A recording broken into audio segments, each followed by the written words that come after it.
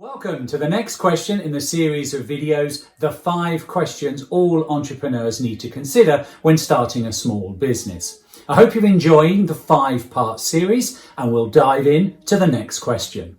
So, what can I claim as an expense? Well, this is a question that most entrepreneurs get a little confused about.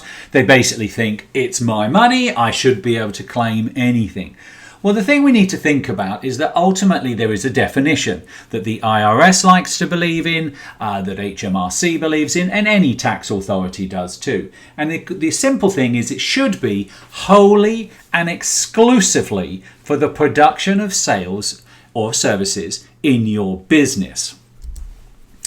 Now, a lot of those are fairly straightforward. For example, if you're in a retail store or you sell a product, well, then you're going to have COGS, the cost of goods sold. And these are basically the fees that go around when you buy things. So products that you're going to sell. So, for example, in a coffee shop, you'll be buying coffee to sell. If you're in a retail store selling clothing, you'll be buying clothes that you're going to sell. So they're obviously an expense. They're wholly and exclusively to produce the sales. So that's fairly straightforward.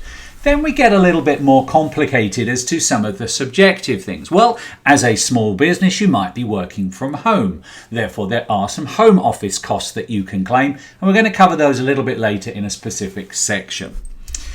Then there's the business admin side of your business. And again, these are directly related to generating sales. So things like obviously some stationery, things like if you've bought a computer, if you have a mobile phone. Again, these are fairly obvious that they are needed to generate the sales. However, what we can't do is obviously claim things that really aren't having anything to do with generating of sales. We'll look at those in a few more moments. Of course, there's travel, but again, it needs to relate to the business generation. You can see there's a bit of a theme here. It needs to generate sales. So if you're traveling to see a client, that's totally acceptable. If, however, you're traveling from your home to your office because you've decided to have an office, well, that's viewed as commuting, and that's not wholly and exclusively for the generation of sales because you do those when you're in the office. And there are some other grey areas that you need to be aware of. And how do you claim the travel is a whole nother version.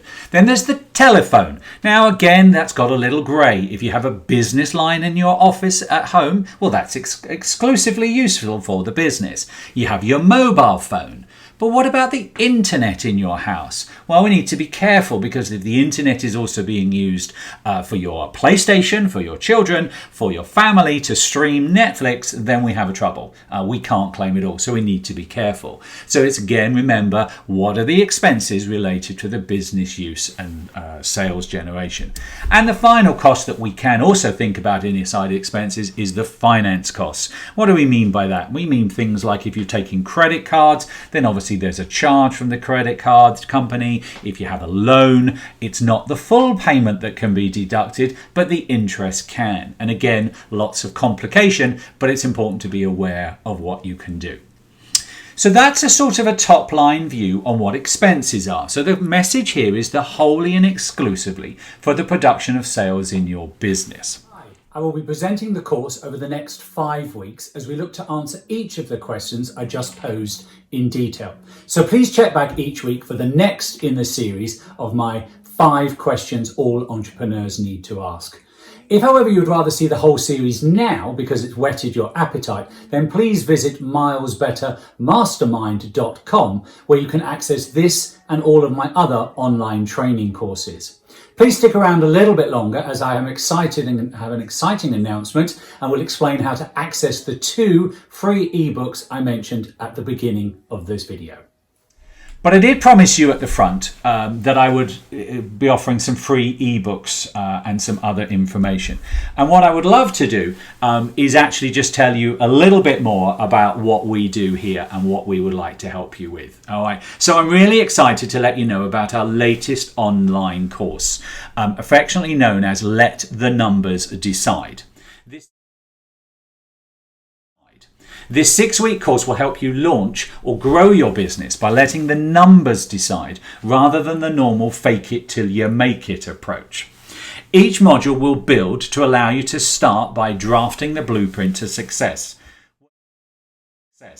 where we'll explore the foundations needed to launch or grow your business, covering the building blocks, the mindset, and the necessary research and study.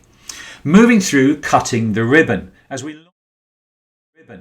launch the business in the first few months and support the concepts with the powerful decision machine,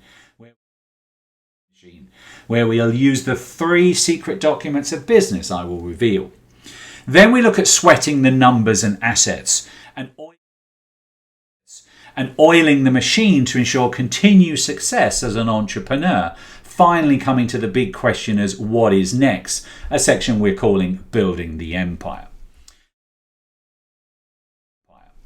This course will include bonuses, group coaching sessions and additional material worth over £6,500 and more if you take some of the upgrade options. So as I promised at the beginning, please also enjoy 2 ebooks when you drop your email in as both a thank you for listening to this presentation and also as a start of the course.